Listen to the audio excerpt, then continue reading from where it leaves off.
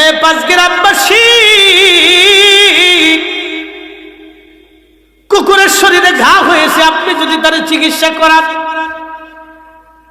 প্রতিদান কিয়ামতের ময়দানে আল্লাহ দিয়ে দিবে। বান্দারে, তুমি আমার এক মাখলুককে চিকিৎসা করাইছিলা, সেবা করছিলা, বান্দা যাও, আমি আল্লাহ তোমার আজকে মাফ করে দিলাম।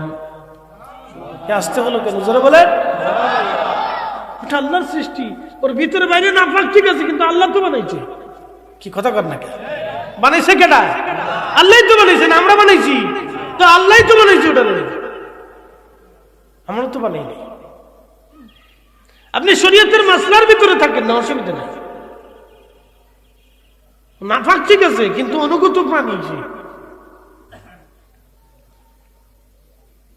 আপনি তো চিকিৎসা করান, তার খাবার দেন, কিন্তু সময় দিন না। আরে একটা লোক গলার ভিতরে শুয়ে থাকেন না, এটা নিষেধ আছে।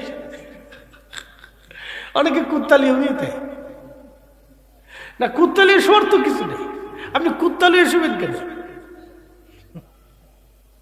কুকুরকে খাওয়ান, ওর সেবা করেন, ওর সুস্থ করেন, ও অসুস্থ হলে চিকিৎসা করেন, কোনো নিষেধ নেই। আল্লাহ নিষেধ করে নেই, আল্লাহ রসুলও নিষেধ করে নেই। বরং কুত্তারে পানি পান করিয়া এক পতিতা নারী আল্লাহর বেহেশতে চলে গেছে। একসাথে বলবেন না সুবহানাল্লাহ? হ্যাঁ, আল্লাহর অনুগত প্রাণী, আপনি ওরা খাওয়ান, নিষেধ নেই তো। ইসলাম নিষেধ করেন, খাওয়ান, আপনি ওরা আদর করেন, চিকিৎসা করেন, অনুগত থাকবে, আপনার বাড়ি পাহারা দিবে, আপনার মুরগি পাহারা দিবে, ঘর পাহারা দিবে, কোনো অসুবিধা নেই। কিন্তু আপনার বিছনা তোটাই এক লেগে শুয়ে থাকবেন।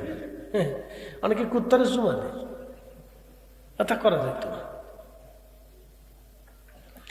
প্রিয় উপস্থিতি হাজিরিন, আপনার বাড়ির বিড়াল আপনি আঘাত করেছেন, কিয়ামতের ময়দানে মামলা করবে, রব্বি আমার মালিক আমাকে পিটাইছেন, আল্লাহ আজকে ফয়সালা চাই, আল্লাহ বিচার চাই। সেই দিন আল্লাহ বিচার করবেন। অনুপরিমাণ নেক কাজ যদি করেন তারও বেনিফিট পাবেন, অনুপরিমাণ খারাপ কাজ যদি করেন তারও প্রতিদান আপনি পেয়ে যাবেন। এই জন্য মিলাদ কিয়াম ছাড়বো না, জিকির মাহফিল ভুলবো না, কোরআন খতম ছাড়বো না, দোয়া জিকির ছাড়বো না। যারা ছোটাইতে আসতে চায় বুঝতে পারা শয়তানের দালাল, ঠিক কিনা? কেউ যদি বন্ধ করতে আসতে চায় তাহলে বুঝবেন এটা শয়তানের দালাল, আল্লাহর কোরআনের বিপরীত কথা বলতেছে। আমরা আল্লাহর কোরআনের বাইরে যাব না, কথা ঠিক আছে নি? ফামাইয়া আমাল মিসকালা যাররাতিন খায়রান ইয়ারা, এর বাইরে যাওয়া যাবে না। অনুপরিমাণ নেক কাজ প্রতিদান পেয়ে যাবে। মসজিদে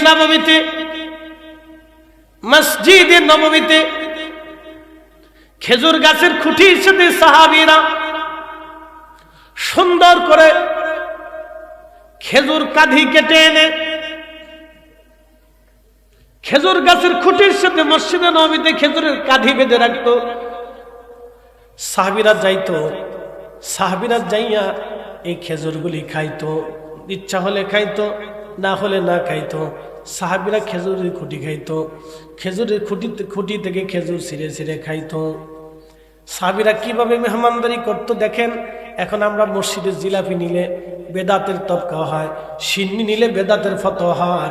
যারা এইগুলি বেদাতের ফতোয়া দেয় ওরা হলো ইতুর। ছোট লোক, কোথাকার, লজ্জা শরম করা উচিত।